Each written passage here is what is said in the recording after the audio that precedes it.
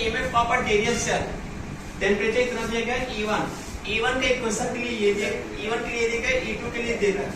यहाँ पर पहला CuSO4 के लिए दिया गया। तो यहाँ स्टूडेंट CuSO4 मेरा ये है ना, तो पहले Zn का लिखेंगे। तो Zn का कितना हो जाएगा E1 बराबर ये हो जाएगा इसका कितना देगा Zn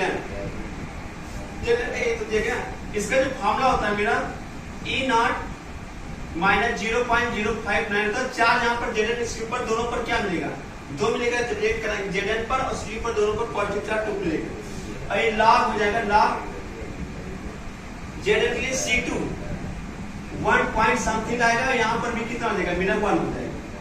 अगर स्टूडेंट इसे लिख सकते हैं C2/C1 लिख सकते हैं। ऐसे दूसरे के लिए E2 बराबर E0 माइनस 0.059 बाई 2 का ये भी कितना लॉग C2/C1 होता है। या लॉग C भी कर सकते हैं, कोई दिक्कत नहीं। तो यहाँ पर अगर ध्यान से देखें ये हम E1 इसका कंसंट्रेशन वैल्यू और इसका कंसंट्रेशन वैल्यू दोनों में से अलग अलग है। तो याद रखना स्टूडेंट जिसका दोनों में जो बड़ा रहेगा उसी को हम ग्रेटर देन मानेंगे। अगर सॉल्व करेंगे तो वही बड़ा होगा। जैसे यहाँ पर मेरा E1 का हो गया कितना 1 पॉइंट समथिंग और E2 के लिए कितना हो जाएगा कंसंट्रेशन 0.01 और दोनों में से बड़ा कौन सा दिख रहा है दोनों में से बड़ा क्या दिख रहा है 1 दिख रहा है। तो इसका जो बनेगा E1 E2 जब स्टूडेंट इसे सॉल्व भी करेंगे तो सेम टू सेम वही वैल्यू है कंसंट्रेशन से इसे सॉल्व कर दिया। तो ऑप्शन बी हो जाएगा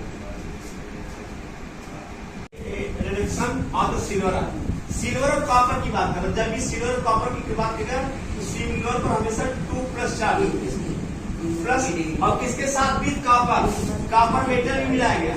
ठीक तो ये हो जाएगा मेरा Ag यहाँ पर Ag का देंगे और यहाँ पर Cu 2+। ये मेरा रिएक्शन हो गया जो बोला है। ठीक अब इसके बाद क्या दे रहा इतना वोल्ट N बराबर कितना आ गया मेरा 2 हो गया जो चार्ज है तो हो गया।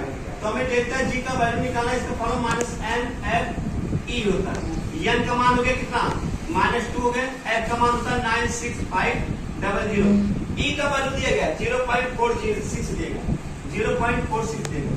जब इसे सिंपलीफाई करेंगे -88.95 समथिंग ऐसे जाएगा। तो 89 है तो 88 तो एग्जैक्ट है। तो मेरा क्या हो जाएगा यहाँ पर 88 से 1 कम करेंगे तो 89 हो जाएगा। ऑप्शन बी हो जाएगा।